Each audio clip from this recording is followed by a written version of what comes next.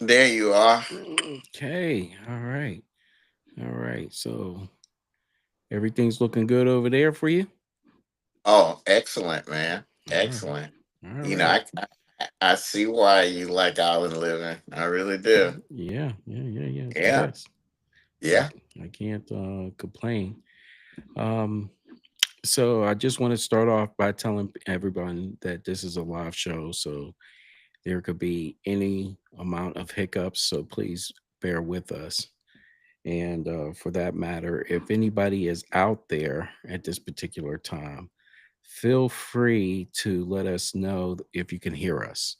Keith, I can hear you pretty well. Good. We got somebody popping in now. Let's see. Hello, Angela. Alrighty. Um, so all right. Yeah. So you have now reached the Hill of Justice Live. I'm Jerome Hill, and with me is retired Sheriff Victor Keith Hill. We're your host of Hill of Justice, and we have an interesting title for this live show. It's the Chrisleys and Lawfare. Um, and so we're going to talk about the elements that brought on the pardon for Todd Chrisley and his wife, the advocacy of his and their daughter. Certainly, Savannah was instrumental in advocating on this side, and certainly her grandmother too on that end of it. And so I don't want to go ahead and skip anybody on that end of it. It happens to be that my brother Keith Victor also was on Savannah Chrisley's podcast, and at some point in time we'll put a link onto that and talking about his personal situation. And but there's an interesting link between the two that maybe the audience members may not know about. So with that being said, Vic, I'm gonna let you take it from here.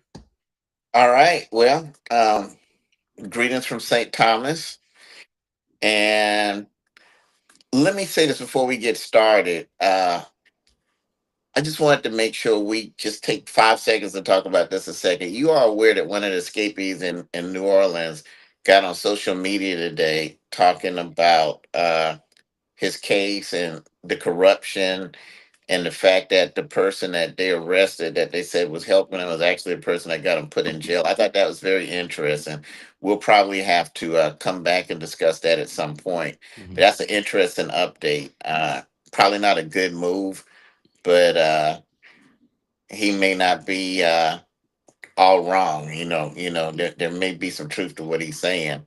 But it's going to be interesting to say that. But I just wanted to update on that because I've been talking about jails, pardons, and prisons, and of course escapes from them. So I just wanted to bring that up real quick, and I didn't know if you had any thoughts on that before we get into the Chrisleys. I thought that was very interesting, actually. Everything that they're saying is true on there, um, I mean, that is a wow factor. I don't ever remember hearing, reading anything to that effect ever before. Yes, yes, yes, absolutely. Well, now that we passed that, you know, uh, I wish I had a dictionary in front of me. Of course, there's one on the phone. I can't use it right now because I'm live on the phone. But it talks about the definition of lawfare and how lawfare is a tool that's employed by people in the legal system or those who are connected to him, friends with him, to hinder, to punish, to whatever by using the legal system. And a lot of people. If they haven't been a victim of it or don't know someone that's been a victim of it, may not see it as reality, but actually it's a reality and it goes on all of the time. We really don't hear about it until it affects politicians and celebrities, but actually it affects everyone. There are a lot of people we don't hear about because they don't have a name or they're not anyone that the media would be interested in highlighting their cases, and they're victims of lawfare every day.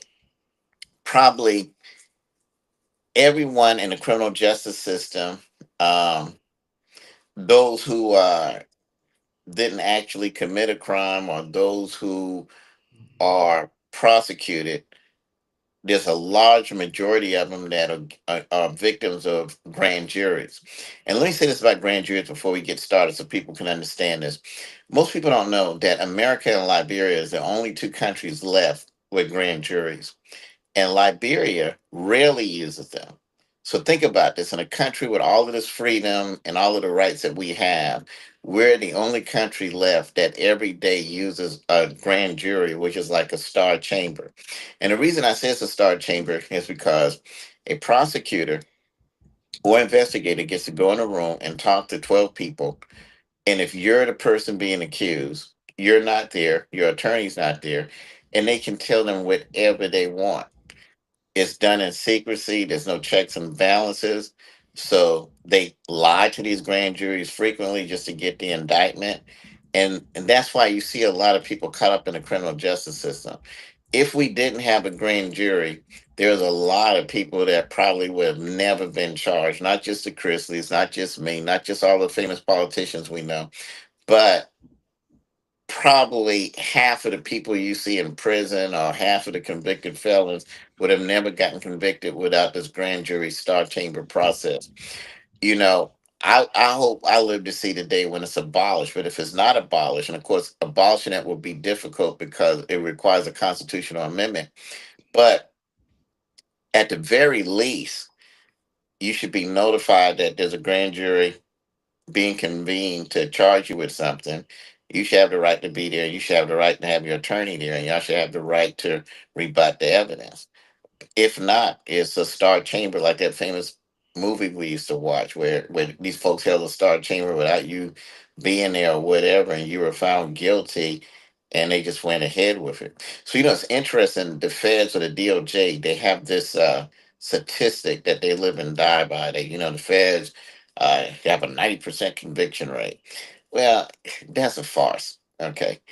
You can indict a ham sandwich, and most people, when they're indicted, don't have the financial means or the wherewithal to fight it. So what do? Well, okay, well, how can I minimize the damage? Let me plead to something. So then it sounds like they got this big conviction rate when they really don't. Well, the few people who go to trial, the odds are still stacked against you because a lot of these trials are rigged, as we're getting ready to find out with some things that I think we're going to see and some things that I want to bring out that a lot of people don't know. So first you get indicted, then you go to trial, and then if you get the wrong judge who wants to see you convicted, they can allow things not to be put in or allow things to be put in just so they can try and push the tip the edge to get you to be convicted. So is it that there's some super force that really knows what they're doing, or is it a rigged, unjust system that's been weaponized against people for different reasons?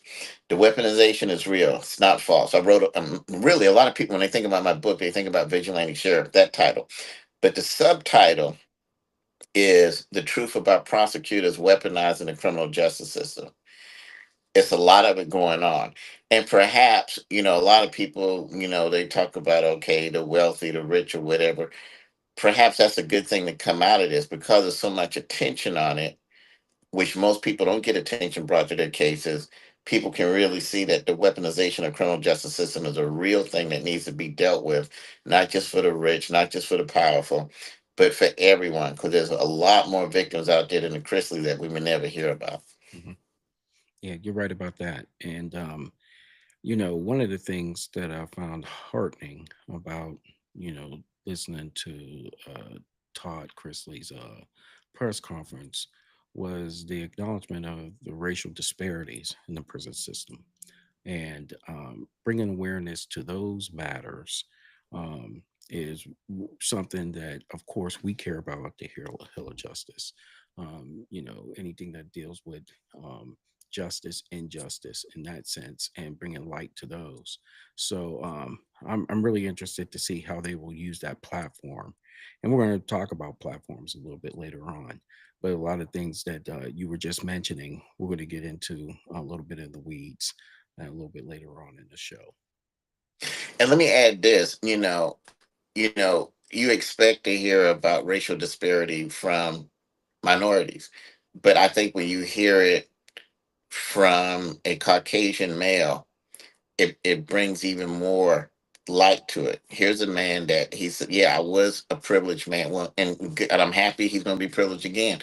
But he said, "Hey, I saw it. It's real," and he's bringing awareness to it, and that he saw it, and that he didn't just say, "Okay, well, hey, let me just go back to my life.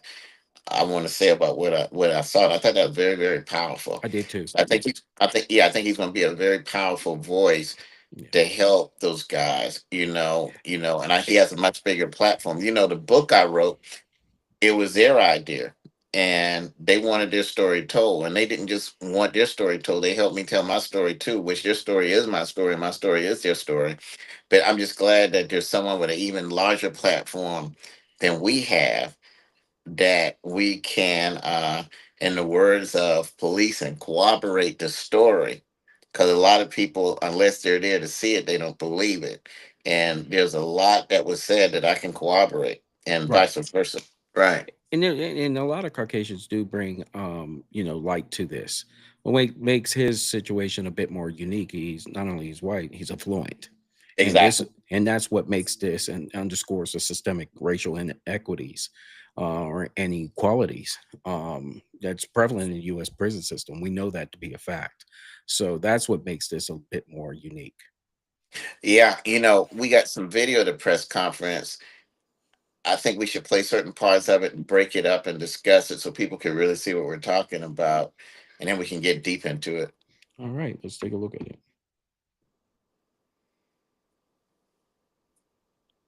All I could think about was the guys that I was leaving behind because I had made such wonderful relationships with those men. Jerome, I can't see it, but it should. If you go in order, it should start with the one with Savannah Chrisley.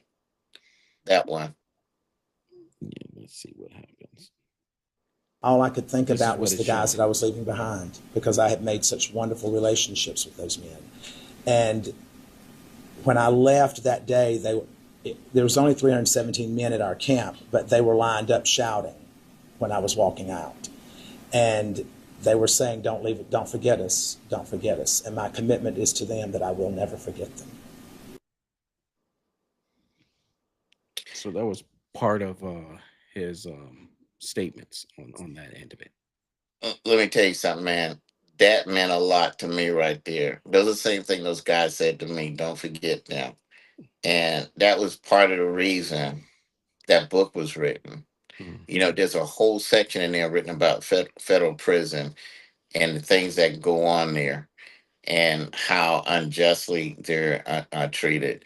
I mean, from over sentencing. The book talks about how these guys, they'll get a job and they're paid 17 or 18 cents an hour. 18 cents an hour is actually considered a high paying job in federal prison, believe it or not. Mhm. So, think about it. Some of these guys are willing to work 8 hours a day, but at 18 cents an hour, they can't even save enough money to give them a decent start when they get out. I mean, at the end of the day, it's not like they're asking for it for free. Right, They could at least get minimum wage. So right. you got grand juries, you got over sentencing, you got this slave like trade that they're subjected to. And then, as you go on to hear, as you play those videos, that there are other things that's going on, just like the unfairness of the trial system and everything like that. Right. You know, one thing that I was looking at, and it's an interesting thing to look at, was the interview with Miss Alice Johnson and New Pardon Kazar. And she said some profound things in that interview when talking about the Chrisleys and some other cases. She said that they're looking for cases where people were treated unfairly.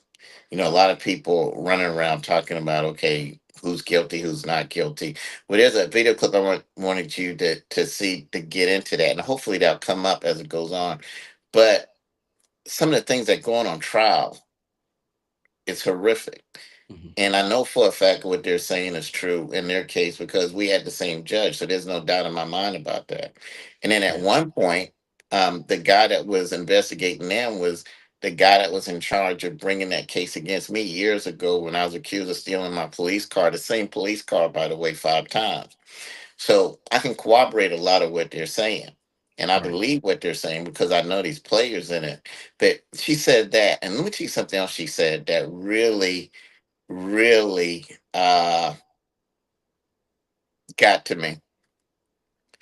When she was talking about folks being treated unfair at trial, and she said there were some horrific things that happened at their trial.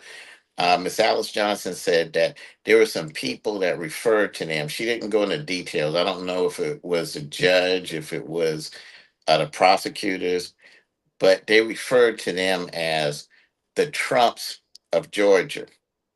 Okay. A trial should have nothing to do with political affiliation. They have the right to support whoever they want to support. You know, we're told as kids that we can run for anything we want to when we grow up. We can be president. They tell us all that. What they didn't tell us was that there would be a group of people out there that would weaponize the criminal justice system and indict us if we decide to run for president and they don't want us to be the president. So that's unfair. But to actually say that to incite a jury who may be anti-Republican, anti-Trump, or whatever to convict someone is wrong. So she's right about that. What a lot of people don't know is that actually happened in my trial as well too. First, prior to my trial, the local media, the AJC to be exact, would write articles comparing me to Trump. They would say things like, well, just like Trump, his constituents vote for him no matter what. And there was something else that they referred to me, probably my disdain for the media, because I do believe that most of them are worthless. But a lot of that, when it got to the trial, there's one holdout juror that's there.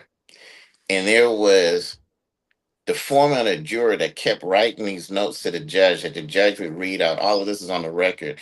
And what was very notable is she was trying to get this man thrown off of the jury so they could get a conviction. And one of the notes that she wrote actually said, this juror believes that the president and the sheriff have immunity. Well, that was right at the time when the president was going before the Supreme Court about immunity issues. It hadn't been decided yet, but it was in the news. And no doubt that note was written to inflame the anti-Trump people or whatever like that, which that shouldn't have been a part of my trial or the Chrisleys trial. So I know she's telling the truth about that because they did that in this case. And when he was asked about that, he said it wasn't true. And he said, hey, these people are yelling at me, they're screaming at me. But this judge refused to call a mistrial and sent this man back in there to continue to get that type of abuse. So when Alice Johnson made that statement saying that how horrific the trial was and the things that happened, I know she's telling the truth. I know the Chrisleys are telling the truth because they did the same thing in my trial. Mm, mm. So Yeah, go ahead, Jerome. and then we, you know, when I take a look at this also, to get back to Todd Chrisley and what he was openly admitting the preferential treatment that he received compared to his other black inmates there. And in fact, he went on having a statement saying that he dealt with young African American males in the prison, that I was in that, and they weren't treated the same. They were denied programming. I think that they were denied access to certain things. So, you know, he was concerned about that, and you know, those are things that he wasn't denied of having, and he Well, knows why. let me tell you what he said, and a lot of people might not have caught it. He was talking about the First Step Act. Now, I'm about to say something that's going to piss a lot of people off, and of course, we know I'm not going to lose any sleep over that. But he mentioned the First Step Act. A lot of people don't know about this, but I learned a lot about that, of course, because I was in prison. That was something that the president enacted, and it was not being enforced while I was there. The First Step Act was a way to get programming to folks and cut their time so they could get out earlier. Hmm. If the First Step Act was being followed, probably half of the people at Forest City wouldn't be there. They were all eligible to leave earlier than what they were leaving. Actually, I should have gotten out earlier if the First Step Act was enacted. So when Todd Chrisley talks about the First Step Act not being enforced, under the last 4 years, he's telling the truth. I saw it. There was a lot of inmates up there upset about it. There were a lot of inmates saying that, hey, well, this was one of the best things that ever happened to help us. But it was totally ignored. I saw this with my own eyes. Mhm. And if that act is followed, a lot of people are eligible to be released. And another thing that the pardon Kazar said that was profound is she looks at whether people are a threat to society or not. And a lot of Mhm. these people just aren't threats to society. I saw a guy there that was mentally challenged, would probably be the nice way to say it. And somebody obviously used him as a mule to transport. But I mean, this guy obviously was not any threat to anybody. And he Mhm. was serving a significant amount of time. And, when you look at certain things, if putting people for jail for drug trafficking for 30 and 40 years actually work, like what they did to the Pardon Kazar, which was ridiculous. It was a first time offense. It's not like she was ordering hits or nothing. Nobody's saying what she did was right. She's not saying that. But you telling me you're going to put her in jail the rest of her life? And if that worked, how do you explain all of the drugs that's still out here? How do you explain all of the drugs that was at Forest City Prison and I was at? I saw more drugs there than I probably saw my whole career. Mhm. So you're locking up people for this enormous amount of time because you're saying you're trying to affect drugs, Mhm. and the very drugs that you're saying you're trying to affect is being brought into the federal prison system. Right. Right, right, right. I think what happens is his observations. If you take a look at it, it's a firsthand account of what he's seeing on that end of it, and I think that's going to be very powerful as he moves forward. And I hope he continues that fight. We would like to see him continue that fight, and thus, I'm really excited to see how him, Savannah will go in and use their platforms to do that. But we're going to talk a little bit of why. Um, a little bit later in the show, or I'll talk about it a little bit later, why these conditions exist like that and why it's so hard for people to get into what is the First Step Act, and also um the it can only be described as the perversion of our criminal justice system, and the people who are charged to go ahead and do the right things, um, and how they're pressured or how they misuse the system to their advantage. So we'll talk about that a little bit later. You care to take a look at the other part of this video? Yes, yes. Let's see it. All right. Up.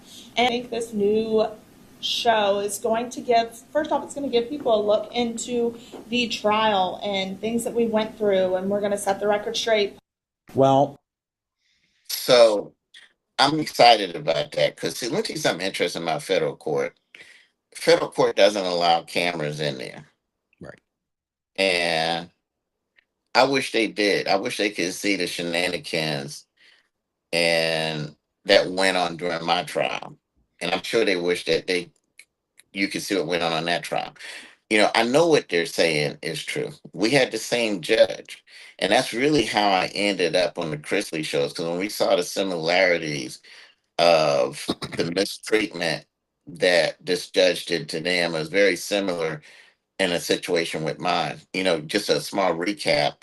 The judge in my case had a lot of personal ties and motives to make sure I got convicted. She was friends with the district attorney that brought that case to the feds, who was trying to get me removed to get a her friend elected sheriff. Her husband used to work for the district attorney and worked there at the time when they had when they tried to sing about I stole the same police car 5 times while I was a sheriff. And also, she was Facebook friends with my political opponent who was trying to take the seat. So, so when you look at those type of connections, you wonder why didn't this judge recuse herself? Mhm. What was interesting, I actually never watched the Chrisley shows. I had some friends that were fans, and when they started reading some of the things that happened and realized that this was the same judge, It was their suggestion. Hey, do you know have you heard of Chrisleys or whatever? I said, I think in passing, yeah. And of course, I started researching, and then I looked at a couple of shows. It was pretty good. I can't wait till they come back on. And that's how we got in touch with each other. And that's how I came on her show. So, the things that they're saying, I know they're telling the truth because we're dealing with the same people.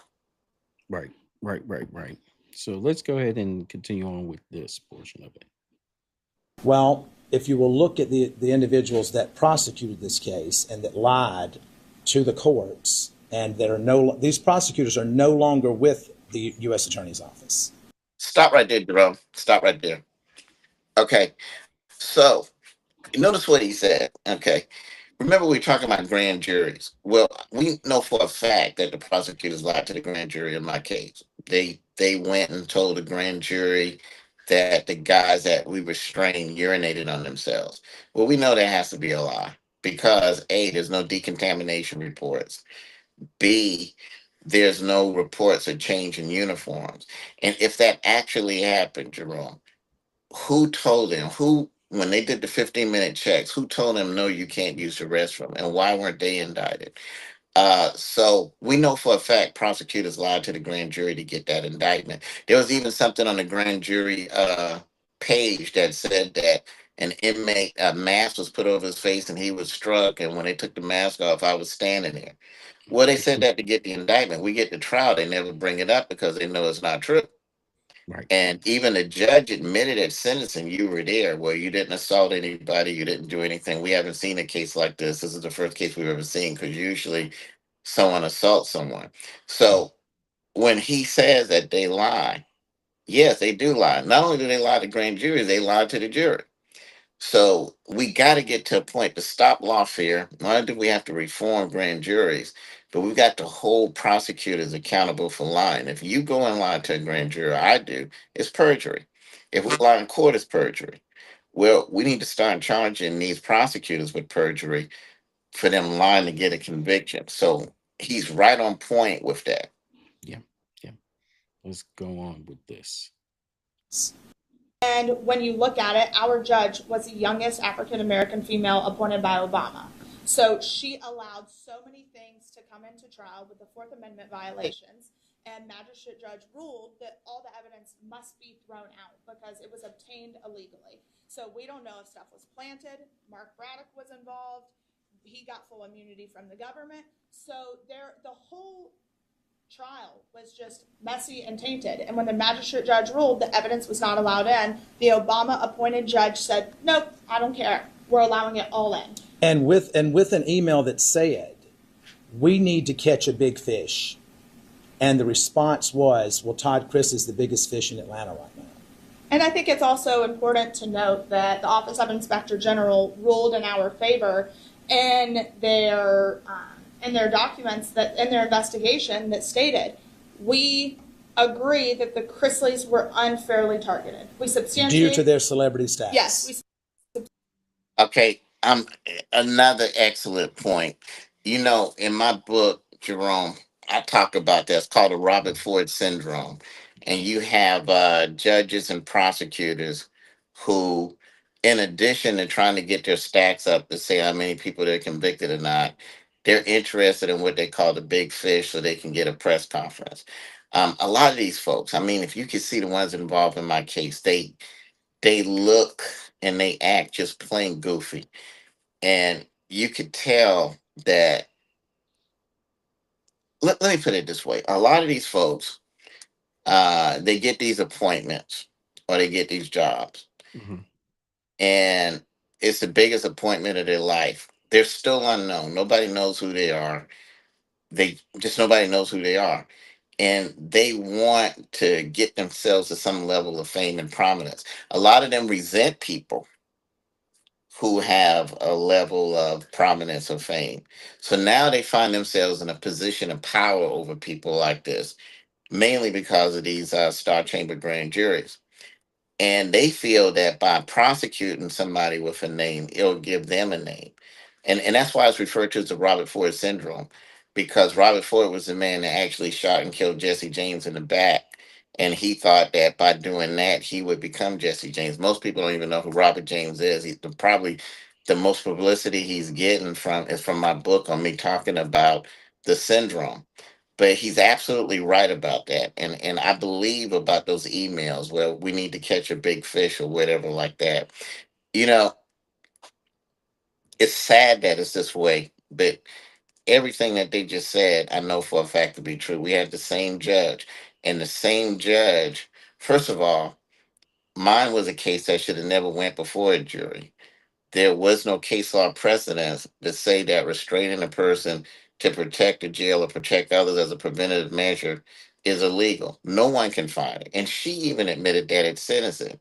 She said she couldn't find a civil case or a criminal case. You were there. I was Well, there. if you right, if you can't find the case, then why did you allow it to go forward? You allowed to go forward because you wanted a conviction. And of course, you was at the sentencing, and you heard all of the craziness that she said there. I mean, it was interesting. It was almost like it was some type of Freudian slip moment. She talked about me still being involved in politics and the sheriff's campaign, which is proof she wanted her candidate to win, who she was Facebook friends with. She admitted I hadn't assaulted anybody. Admitted there's never been a case like it, and it just corroborates everything that the Chrisleys are saying. Judges like this is a danger to society. If she did it to the Chrisleys, if she did it to me, how many other cases has she had that perhaps needs to be reviewed? Yeah. And think about this. Even when you think about emails, I remember my attorneys emailed her a case because remember this deliberation went on 4 days, and there's this one man that she called out twice. No one had never seen that before. Mhm. No one. Even the 11th Circuit admitted they'd never seen it before. Mhm. And they chastised her, but didn't give the reversal for it. And so who knows what type of relationships were there? But they even admitted that. Right. So if she's willing to do stuff like that, in my case, in this case, you got emails talking about we need a big case. She tried to ignore that email when my attorney sent her a case saying, hey, this needs to be a mistrial. And it's very obvious by how she was acting, what she was doing, that she really wanted a conviction. When they brought it to her attention about that case, you could tell she couldn't even hide her anger about it. Yeah. Yeah. Yeah. Let's go into the second part of this. The Bible sit and say, as his daughter, I believe in law and order. If I believe that my parents did exactly what they were accused of doing, then yes, You have a consequence you have for a that. consequence for it. Do I think the consequence should have been 12 years? No, I do not. That's not even a fair sentence if it was true. But I know in my heart of hearts it was not true. I caught these prosecutors in so much misconduct, speaking to the judge, having ex parte communications. And This is in writing. This is it not is in hearsay. writing. Alex exposed the emails. So I think at the end of the day, if you want a conviction, then have a clean conviction. That's profound as well. They brag about all these convictions they got, but how clean are the convictions? How many convictions did they get by lying to grand juries? How many convictions did they get by lying to the jury or not? You can lie by omission or commission by not allowing defendants to present evidence that could defend. Good example. Let me tell you some of the stuff that I wasn't allowed. A lot of people don't know this. The seven guys that they accused me of violating their rights by making sure that they were restrained. Some of these guys had been out of jail a year when they brought this case. They actually went to these guys and say, hey, were you in a restraint chair? Yes. Oh, okay, you're a victim. Oh, really? I can get some money? I can get my charges dropped? Okay, well, I urinated on myself or whatever. If these guys were truly victims, you're telling me they did not make one complaint. You know, all of a sudden, you left the jail, never said nothing while you were at the jail, never said that you urinated on yourself, which we know that didn't happen, never said that you had any type of injury. And a year later, miraculously, all seven of them out of 630 people who've been in a chair, only the seven they accused me of, because the other people were put in chairs by other folks, all of them miraculously urinated on themselves and was injured, but nobody else. Let me prove that. I was only convicted of 6. Do you know the only reason I was convicted of one of them, Jerome, is because we showed a video where a sergeant said, "Put the guy in restraints." It wasn't me. They thought it was me, but it wasn't. No one ever indicted that sergeant.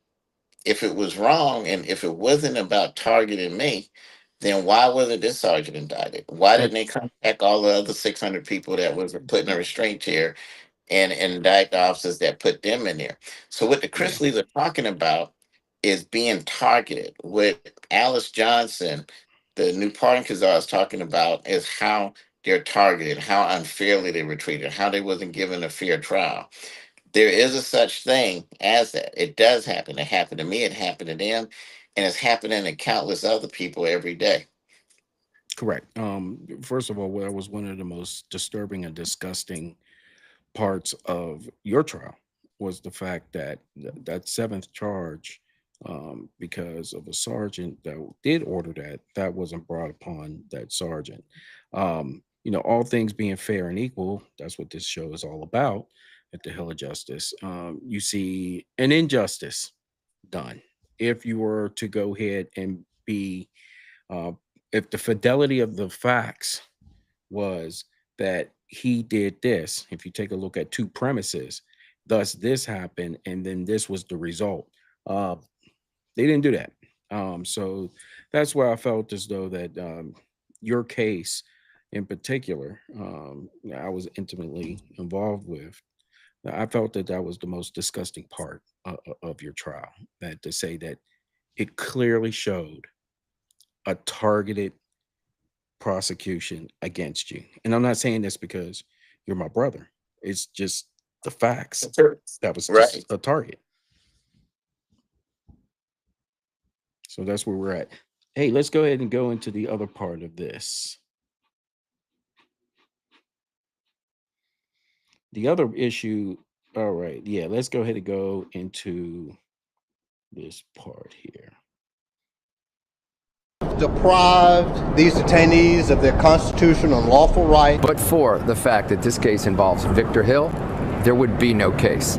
In the history of this country, has the Department of Justice ever prosecuted anyone for conduct even remotely similar? You can rest assured, you can look at the 50 states in this country, there are sheriffs, there are police commissioners doing the same thing, and none of those leaders in law enforcement are being prosecuted for these.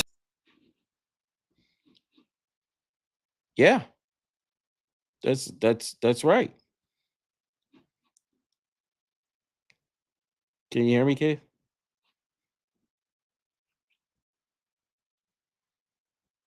You might have to jump on and get back on. So let me go ahead and go into a little bit of yeah, they did turn into cloud chasers on that.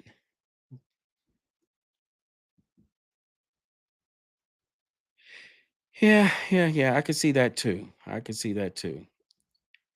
And they did commit, and they continued to keep on perjuring themselves. We got you back, brother.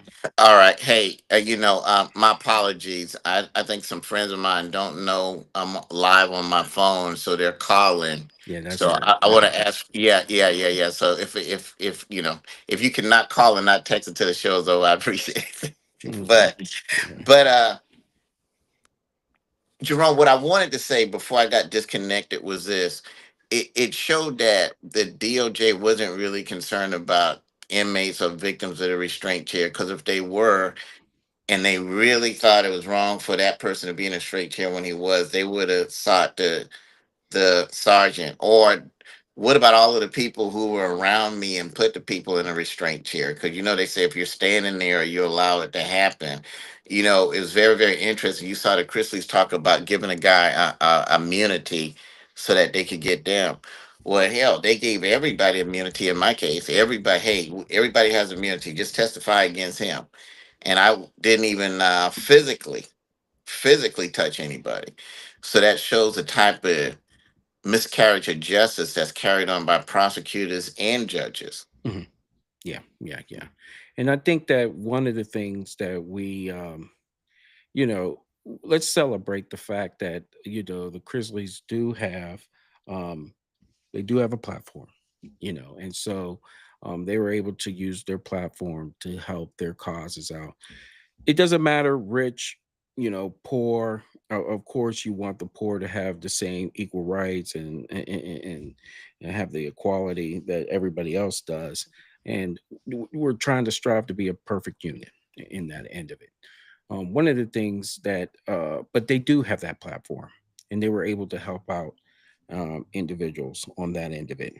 But brother, I wanted to bring up to you that someone reached out to us just Uh, recently, and I think it's pretty profound that they've reached out to the Hill of Justice, and I want to read this to you verbatim, um, and to help their cause out, and to they see our platform and see the things that we're doing, and let me read this to you real quick, if you don't mind.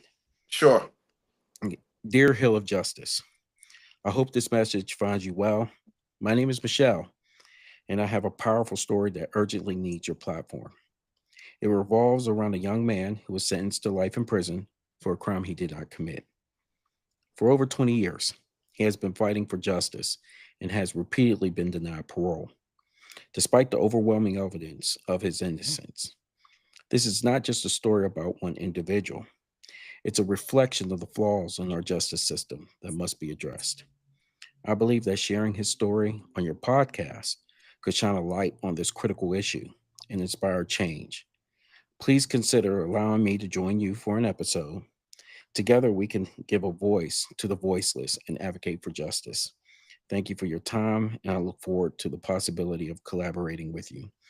Best regards, Michelle. I reached out to this young lady, and hopefully she's on the and part of the audience there, and we'll definitely go ahead and get in touch with her. But a lot of people are out there trying to seek the same thing, and they don't have certainly the celebrity status, the affluence, or the platform. But that's why platforms like this are so critical for the masses, where they can I, reach out. I agree. I didn't mean to interrupt. There's some more video footage. I don't know if you have the other video footage, but Todd Chrisley said something else I thought was profound, getting to Michelle and let her know I'm very interested in us reaching out and looking at that case to help her. You Yeah, it know, wasn't a part of this video package here. it wasn't a part of that video package. Okay, No. well, okay, I got you. But they're a part of that interview. One of the reporters asked him um, something about, "Are you remorseful?" or something to that. And he said, "Listen, whether you believe me or not, I'm innocent." Mhm. And right before that, there was another video I was hoping we could show where the daughter was saying that the media constantly plays this thing about a $30 million scheme. She said there was no $30 million scheme. Let me tell you something. Yeah, that happened. But the point I want to make with that is just because a person is convicted doesn't mean that they're guilty. And but they're right on that. I know for a fact that the media lies. In my case, the media never reported the other side, only one side. There are six men in a chair. They were injured. They were this. They never reported all the other stuff. They never reported the fact that it was connected to a political campaign, that the very first victim was a man working on a campaign telling people he was working to get me out. They never said anything about the fact that these people have been out of jail almost a year and contacted, and suddenly they became victims. So I believe her on that. So when she says that the media says it's a $30 million scheme and it isn't, I believe that because they lie all the time. I agree. They are the fake media. And which is why I'm infamous for not dealing with them the last 10 years I was sheriff. I just directly communicated with my constituents. But when Todd Chrisley said that, he said, whether you believe it or not, I'm not guilty. Right. And he said, how am I going to be remorseful for something I didn't do? I remember an attorney asking me, about apology or something like that, because it's well known I didn't apologize when I went to sentencing and haven't apologized. And I gave him the same answer. Why would I apologize for being falsely accused of a crime that no one ever even heard of, that I just happened to make up for this particular trial to make it fit a particular section code.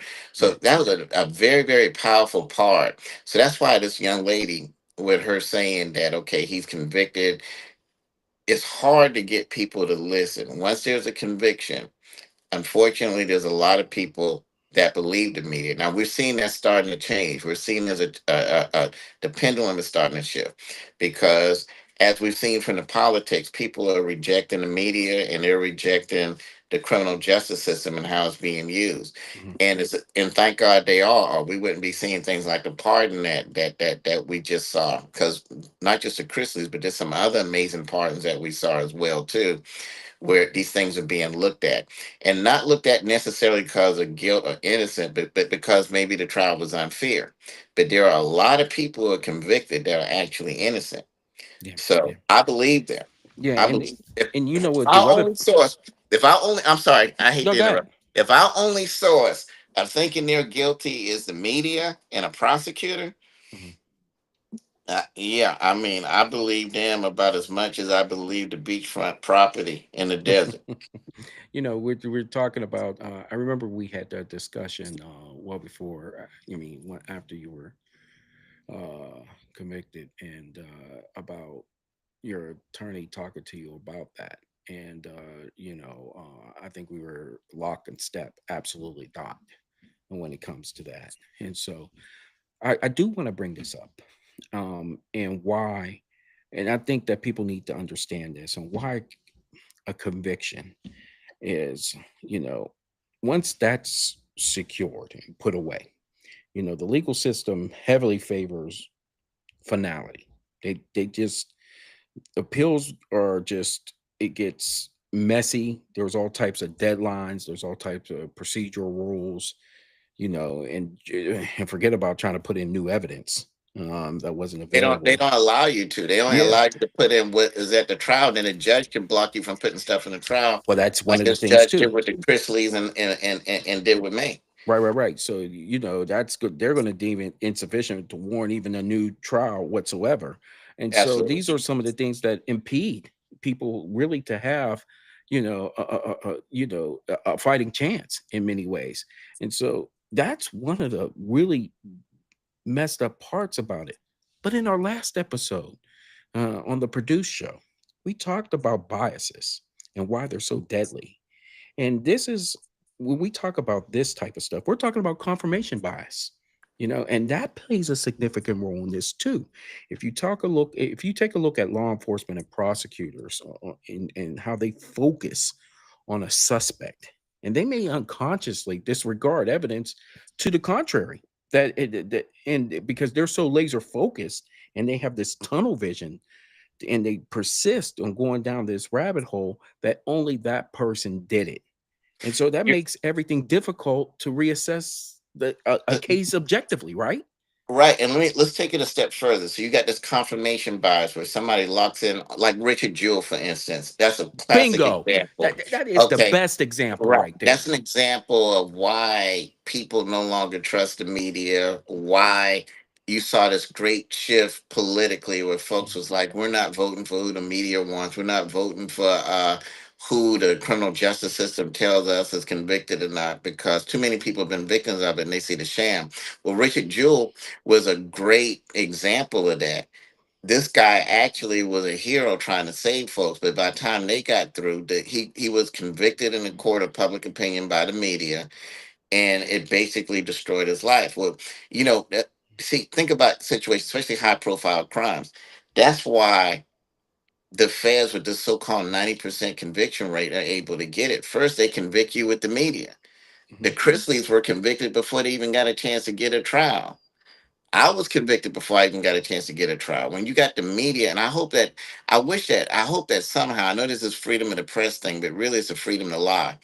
But I hope that there's something that can come out. I don't know how constitutional it would be, that can stop the media from stopping people from getting a fair trial, because what they do is taint the jury, taint everything before you can even get there to prove what really actually happened. But here's where I'm going with this. So you got that type of stuff, like what happened with Richard Jewell, and everybody think he's a bomber and he's just a guy that wants to be a cop and do a good job. And that right there tells you why most people are disgusted with the media. But let's discuss targeted investigation.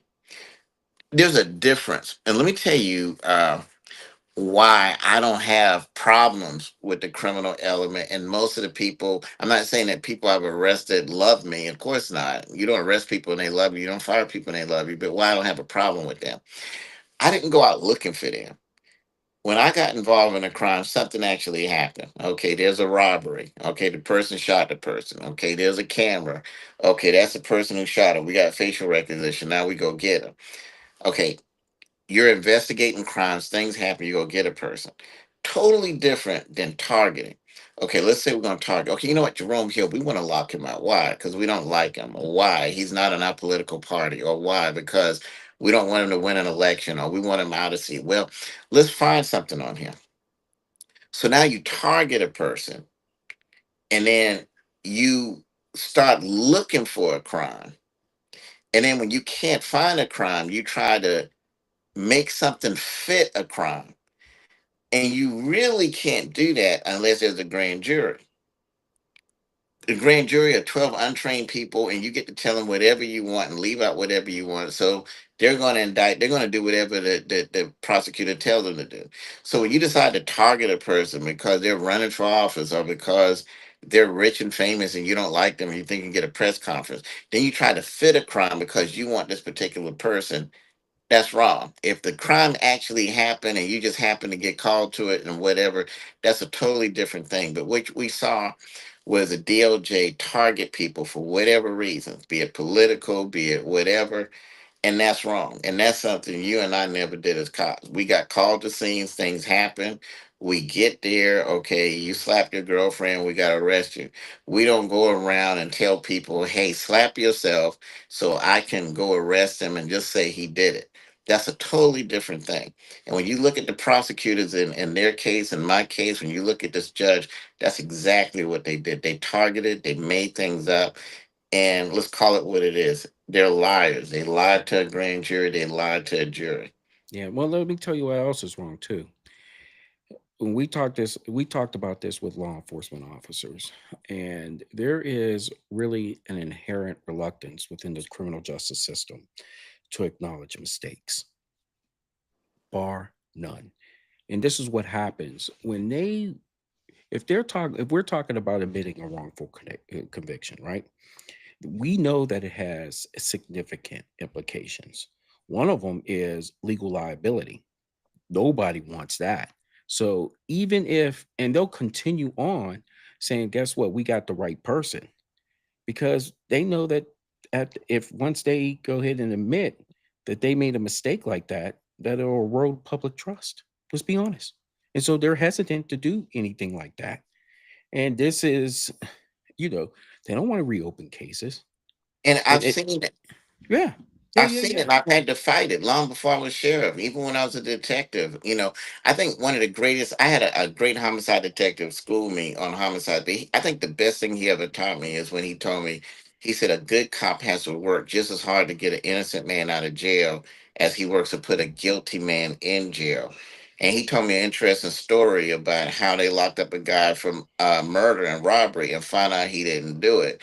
So he had to go to the limbs, go to the DA, whatever. Hey, we got the wrong guy. And he actually got resistance. But when Mhm. he realized, hey, this was the wrong guy, it was the right thing to do. That was a great example for me. And I was in a situation like that where it wasn't my arrest, but I was a part of the arrest team. And it turns out we had the wrong guy for robbery. And I'll never forget going and telling this detective, this is the wrong guy. And it's actually the guy's brother. And he was like, well, I'm sure he did something else. And that's the type of attitude that's pervasive in law enforcement. And they play games with people's lives. Right. And it's not right. And I was able to get that guy out of jail. But you're absolutely right about that. They make a mistake and then they want to cover it up. And I think that happened with the Chrisleys, with me, and a whole lot of other cases. Right. And the one thing that he said, and we didn't get a chance to see this video because I thought it was in the queue, but he said that, listen, this type of stuff affects everybody. He said, I'm sure everybody in this room has someone that this has happened to or will have someone. That's what Chrisley said. And I want us to play that video because I thought it was profound. But anyone can go look at it and see what he said, that this can affect anyone. And you got to understand, when we fight lawfare, it's not just about lawfare against the rich, the powerful, the political, the sheriff, the president. It's affecting everyday people. And that's why I'm glad to see a lot of these pardons, because it's a reversal of not just stupidity, of not just lack of common sense, but a reversal of people like you're talking about. We're wrong and we don't want to admit we're wrong, and we're going to go forward with it no matter what. Yeah, yeah, that is really the chief reason why a lot of judges, prosecutors, and law enforcement officials keep on continuing with their efforts, knowing, and especially after a conviction, when you get much evidence to the contrary, otherwise, they want to go ahead and litigate process. And what I mean by that is, did he get a fair trial? Even though we got this evidence and everything, we'll slow walk that. They're hoping, and in many instances, using maybe an appellate court, something of that nature, as a backstop to say, hey, if we didn't get it right here, the appellate court will go ahead and take care of it. Here's the problem with that, though. What judge wants to come behind another judge and really reverse something unless there was something really gross? But then you have other people running a blind eye to that too. And keep in mind that these judges, some of them went to law school together, some of them worked in offices together, some of them go to conferences together. So when these cases come before the reverse, it gets very political. Correct. Well, that's my friend. Do I want to reverse my friend's case? Mhm. The whole justice system is a bigger sham than people realize. And Right. that's why I'm glad to see people like Alice Johnson. I'm glad to see. Let me tell you this. You can say what you want. As the old folks say, the Lord works in mysterious ways. We have an amazing opportunity. We've got, everyone wants to throw this convicted felon thing around. There's people now in power who, because of their experience with the criminal justice system, they see it. And now it's helping folks. And hopefully it'll help people like this young lady that's reaching out to us. I'm going to be very interested to look at her case. But, when people tell you that they're innocent, you might want to take a second look at it. Because if the only source of proof you got that they're guilty is the media or a prosecutor who has motives or whatever, and these prosecutors are so questionable. Look at the special we did on the Clayton County DA. Okay, we're talking about prosecutors covering up child molestations and the other stupidity she's been involved in, and we won't even go into some other local prosecutors. And if our only hope of getting the truth of guilt and innocence are coming from folks like that, and folks like that just might happen to be friends with the judge you go before, and they're working to help each other get a conviction, it just goes to show that the criminal justice system needs to be fixed. Not only that. So we have the Grizzlies with, of course, resources. But think about all the other people that don't have the resources to go ahead and fight their fight. I'm So glad you brought that up. Do you know how much it costs, just the filing fee, to file for a Supreme Court to hear your case? I can't imagine. Yeah, Can't yeah. imagine. Well, and it's probably different for different people depending Right. on how thick the file is. Hmm. But try $5,000 Hmm. just to file something. You know, most people these days don't even have $5,000 in their bank account. Honestly, So that's why you see people, a lot of people talk about, well, he pled guilty. Do you know how many people have pled guilty because, hey, I'm tapped out. I don't have any more money. I can't fight this anymore.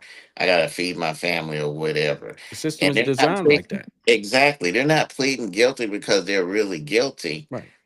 but they're doing that. And then let me tell you this, and I write about it in a book. Then you got this gun that's held to their head. Well, if you go to trial, you're gonna get more time. If you Mhm. take this plea, you get 5 years. But if you go to trial, we're gonna give you 25 years. Right. Okay, so now you're punishing a person for exercising their constitutional rights. I'm not going to sit here and tell you every federal judge is like the one we had, Judge Ross. I don't, just like when we know every cop is not bad. We know every accountant is not corrupt or whatever. We're not Sure. going to say that. But when you deal with federal court judges like the one that Chrisley and I have, there's a joke about that. And they said, do you know the difference between God and a federal court judge? And the answer is God knows he's not a federal court judge. Right. Mhm. But when you find judges like this that have the nerve to call people arrogant, when they show the extreme arrogance by doing things like what we're saying there, we're gonna find a big fish, or knowing you should recuse yourself from a case. Remember in my case, the night I got sentenced, I'm having dinner with a good friend of mine. I don't see the judge, but she obviously saw me. She's there and walks up to the table with this smug smile, talking about, I just wanted to come say hi. Okay. Talk about arrogance. That's weird too. It's very weird. I don't think any judge They'd have that, stayed a 10-foot pole away from you. yeah. I mean, there's nothing to talk about at that point in time. Mhm. And so, we got to be careful who we put robes on. Yeah, yeah, yeah. And let's talk about this too. Or let me just briefly talk about it. Is let's take a look at some forensic techniques that have now come online, and ones that weren't all that good from the beginning. And since those things have been, discredited or are unreliable anymore, the courts have a hard time going back on some of those cases, or they're hesitant to overturn convictions. And we have that issue too, especially, you know, when you take a look at the totality of the circumstances when it comes to the cases at large. Of course, we could get into eyewitness testimony, how unreliable that is, interrogations, depending on the interrogations and what I Yes. mean, we've seen instances all over the place, how poorly they're done, how haphazard they are, how contradictory they are, and just really, really, really have people, you know, of course, public trust is now eroded when they see instances like this over and over and over again. So I think that all those elements um, bear out a situation where reform is necessary at this point. And that's where we're at. Absolutely. And I think that's what we're seeing is reform. We're actually seeing it in a way that I never imagined we would see it. And we're actually seeing some common sense for a change. Let me tell you this, man. There was a guy I was locked up with. He was there for a drug charge. He was on his 19th year when I was there. I've been out a year, so he's been in jail 20 years now on a drug charge. He's eligible for FSA, but guess why he was denied? They said he's denied because he had a DUI before he came to prison 20 years ago. So you're telling me that a man that we could let out, the man is a model prisoner. Actually, I write about him. He's a preacher now, and he's Mhm. he's a hell of a preacher. And I guess he was my pastor while I was there. But a DUI years ago, and this man, let me tell you, most of the guys I was locked up with, most of them, unlike the Chrisleys and I believe them. I believe they're innocent, but especially because of the people I know who are involved in it. The judge, this guy named Josh Rader, I believe them because I know these folks lie. But there are guys, most of the guys I was locked up with, they never said that they were not guilty. They admitted to what he did. The same guy, he admits to what he did. He's not saying that he's not guilty. He's just saying that he was over sentenced. Mhm. And again, That's uh, that's another that's situation we got that's to a talk about. whole nother situation there. And that's why it's so interesting to see Alice Johnson at work and happen to her. And it's just amazing to see this happen, to see a black woman elevated to that position who's actually been a victim of that. So she understands it. And I mean, this guy, it has turned his life around. I mean, he conducts Bible study every night. He whatever, and but let's get past all of that. Okay, he's not saying he's not guilty, but are you serious? 23 years, and Right. he's eligible to get out now, but because he had a DUI 19 years ago, you have to stay. Because when they reevaluated that, well, he has this DUI. This is the type of stupidity and non-common sense that's going on at the Bureau of Prisons. So there's a video I hope was playing. I think Savannah talked about it. He did too. We saw one briefly where he was talking about the FSA and the things that go on there, and they're absolutely right. They're not lying. Mhm. And some of the things that Savannah's been saying for a while about the food outdated, I can tell you that before I left that prison, there was still black mold in the bathroom. There were leaks where there was these big puddles there. Mhm. And I ran one of the toughest jails in the nation, but it was clean and it was orderly. It didn't have black mold. It was ran tough, so it could be clean, so it could be orderly, so people could rehabilitate, so people didn't have to worry about getting stabbed, so no one could get drugs, so they could overdose. There were 5 overdoses at the prison I was at. Yeah. That's where we're at. So at this point in time, brother, uh, I have nothing else. I'm just, I'm happy that Todd and Savannah, are really could continue on with this crusade. I think they will, and Yes. thus, that's what we do here. Yeah. Naturally, on our Yeah. end of it, we do want to go ahead and extend to Michelle. We are going to take a look at her case Absolutely. and see what that bears fruit on that end of it. I think that just wanted to relieve everyone with the fact that the criminal justice system that we've worked in, we know how that could be perversed, and we do understand that it causes a lot of problems.